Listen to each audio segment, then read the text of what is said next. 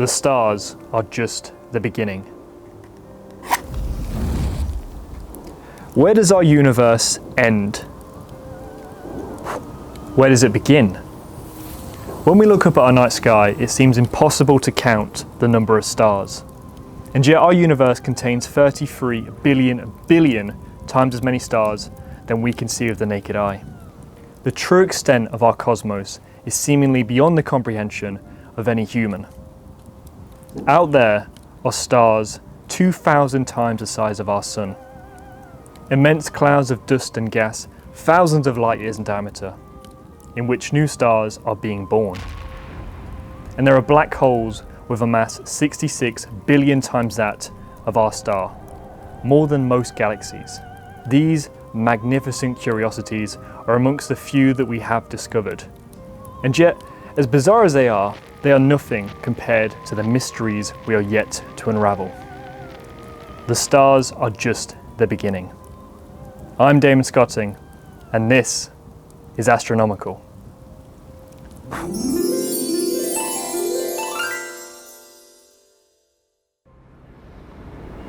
Now, our long-distant ancestors depended on the stars for their very survival.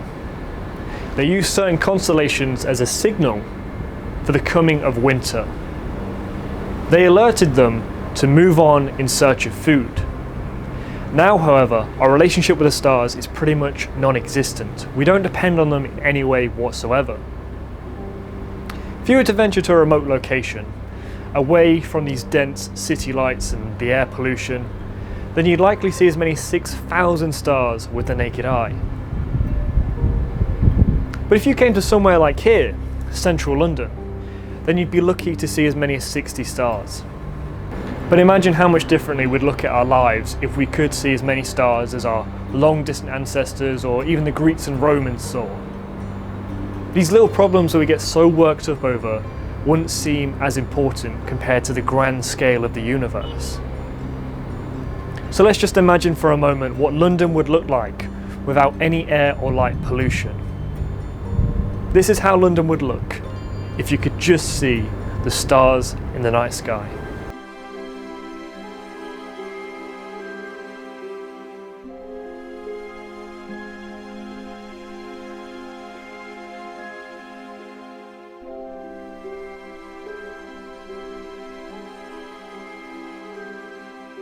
The Bortle scale is a way of ranking the night sky's brightness in a particular location.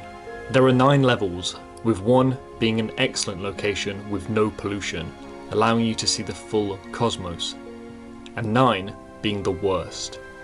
Each year, more and more of our planet becomes a location where the Bortle scale is 9. But even at a high number, it doesn't mean you can't enjoy the stars in our night sky. My own back garden is a 6 on the Bortle scale, but I can still see plenty. Now, for the majority of us, Orion is the most famous constellation there is. And that is largely in part because it's the most easily identifiable constellation in our night sky. In fact, I bet when you step out at night and look up at the stars, amongst the first ones you look for are the 3 that make up Orion's belt. The constellation itself is a sight to behold. It contains a rich variety of stars, red, white and blue. But even the ancient Greeks couldn't have possibly envisioned the wonders that lied just beyond our naked eye capabilities. Just below Orion's belt is its sword, and within that is the Great Orion Nebula.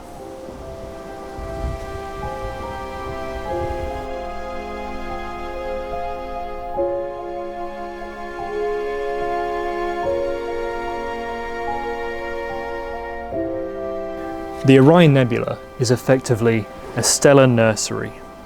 It's an immense cloud of dust and gas in which stars are born. For me, seeing the Orion Nebula for the first time through a telescope was a major turning point in my life. There are few things more majestic and magical than a colossal cloud of dust and gas in which stars are born. The idea itself is something even beyond what the Greeks may have imagined in their time, and yet it is true. And best of all, you can appreciate it in all of its glory with even the most basic telescope or pair of binoculars. In comparison to the Orion Nebula, our stellar neighbourhood is dwarfed, and this is just the beginning. Now, as brilliant of a sight as the Orion Nebula is, it is not alone in our night skies. In fact, with a standard telescope like this, you can see thousands of other nebulas, the nearest of which is just a bit further up to the left. Besides the first star that makes up Orion's belt, you can see the Horsehead Nebula. Now, the ancient Greeks were very imaginative with their stories. However, modern day astronomers are a bit more blunt when it comes to naming astronomical objects. They call it as they see it.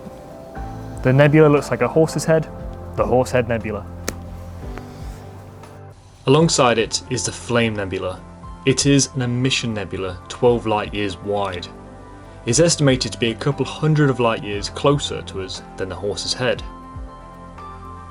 Whereas the Horse's Head is a dark nebula. The thick dust blocks the light from behind it. It seems impossible to imagine it, as there really isn't much context, but this cloud of dust and gas in space is far larger than our entire solar system. A small reminder of the unbelievable vastness of our universe. Do you see that small cluster of stars just above my head? These are the Pleiades, otherwise known as the Seven Sisters. Now, the ancient Greeks had a lot of time on their hands back when there were no phones. And one of the things they enjoyed doing was creating constellations in which they connected the stars to one another in order to create stories. And amongst these stories was that of the Seven Sisters. The Seven Sisters were being pursued by Orion the Hunter. He followed them in a mad lust until Zeus heard their cries for help and cast them upon our night sky. Then, a few years later, when Orion the Hunter was killed by a scorpion, he himself took his place amongst the stars and is now seen every single winter in pursuit of the Seven Sisters.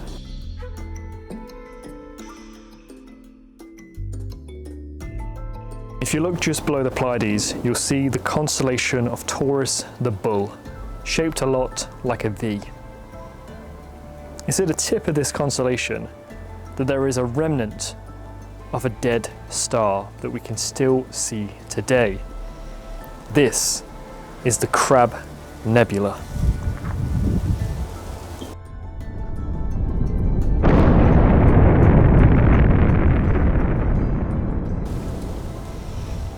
The Crab Nebula went supernova almost 1,000 years ago in 1054 AD.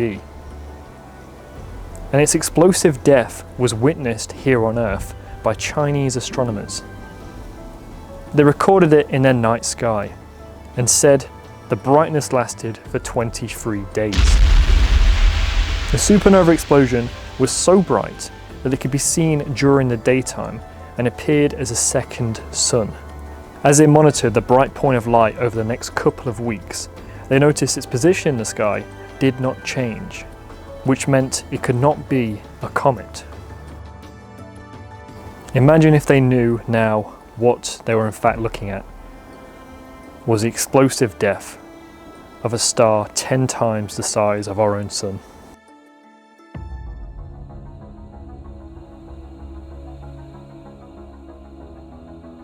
Our Milky Way galaxy contains somewhere between 100 billion to 1 trillion stars. But what lies at the centre? Here in the galactic core, a massacre is taking place unlike any other. These are amongst the oldest stars in our universe. They were born just a few 100 million years after the Big Bang. And now they are being devoured by a supermassive black hole.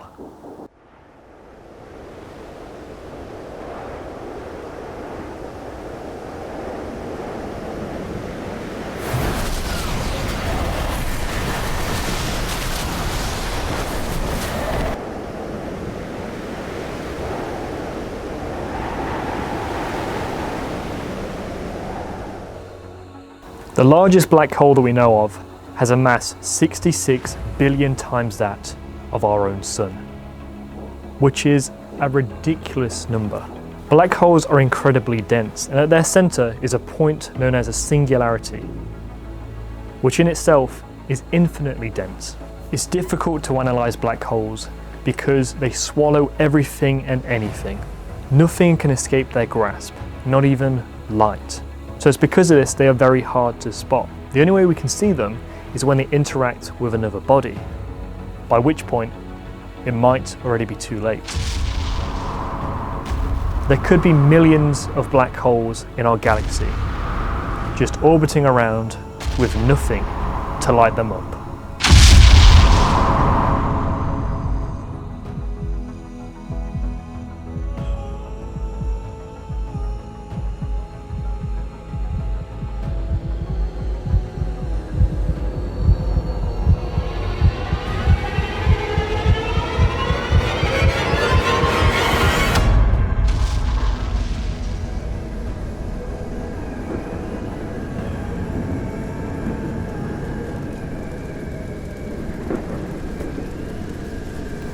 On average, in our galaxy, supernovas happen every 100 years.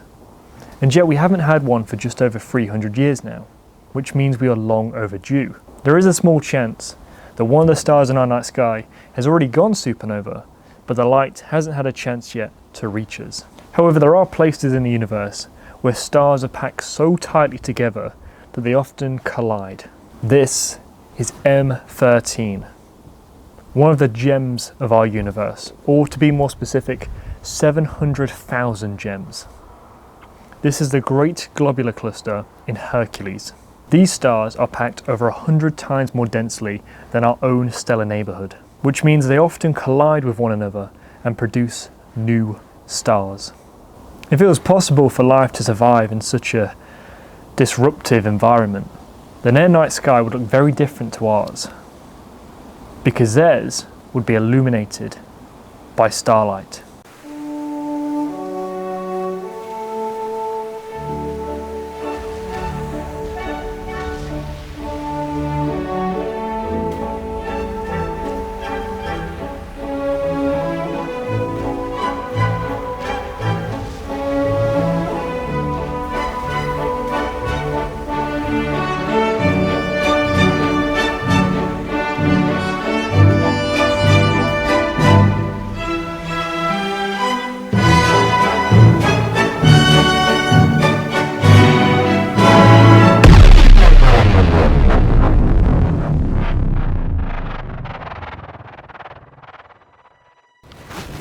Now, although my garden is very good for looking at stars, it isn't perfect.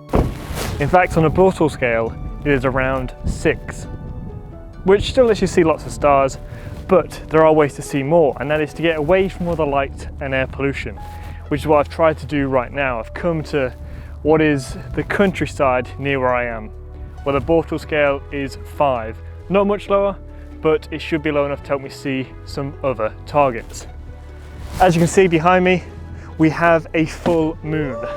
Full moons can be a problem for when looking at stars, and that is because, much like other light, they pollute our skies. They limit the amount that we can see.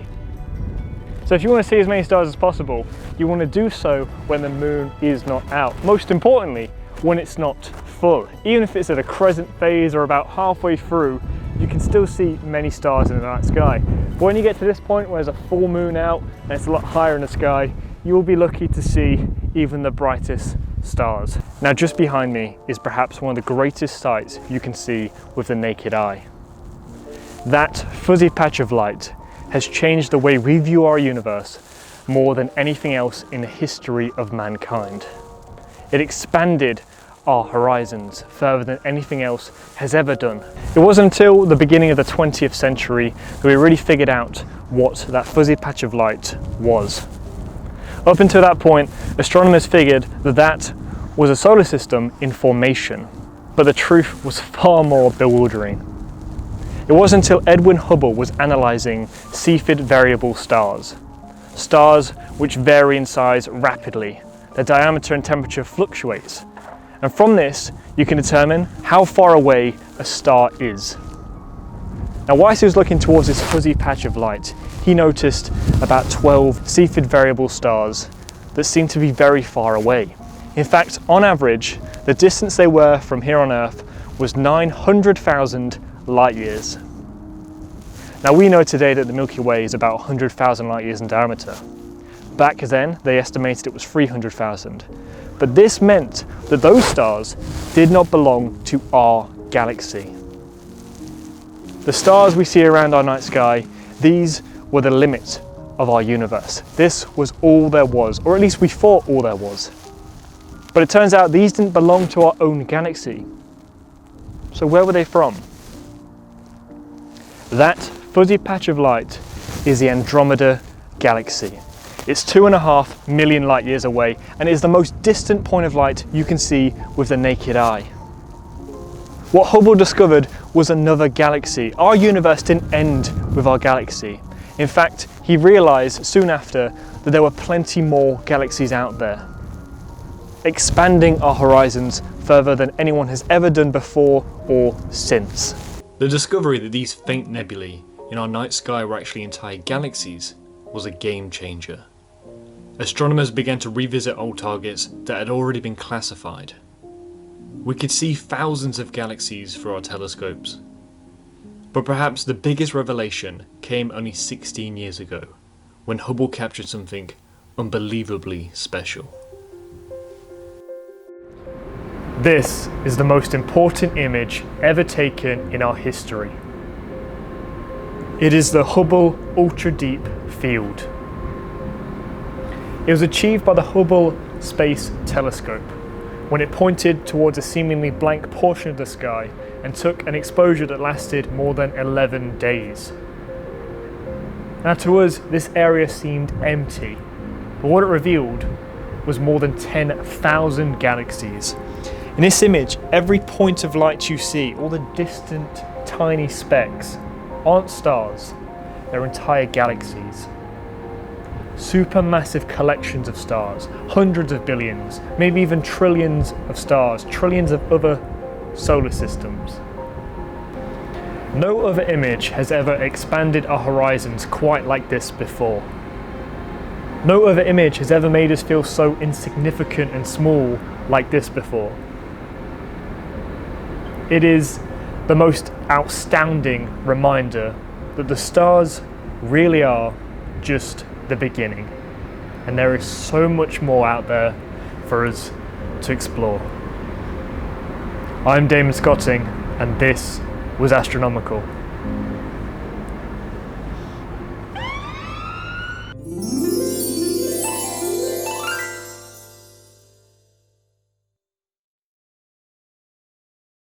How would you like to have your name spaghettified by a black hole in front of thousands of people at the end of every single episode?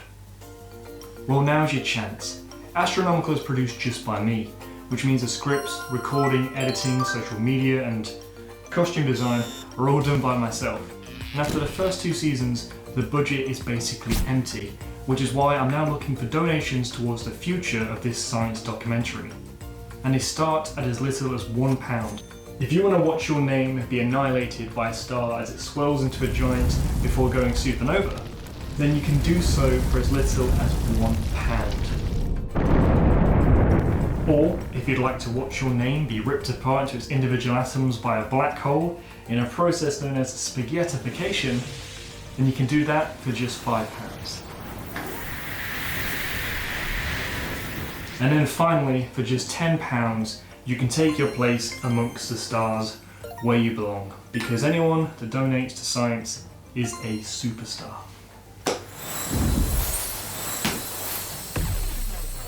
There we are, and if you can't donate at all, that's completely fine. Just make sure you like and subscribe, because that also goes a very long way. Cheers.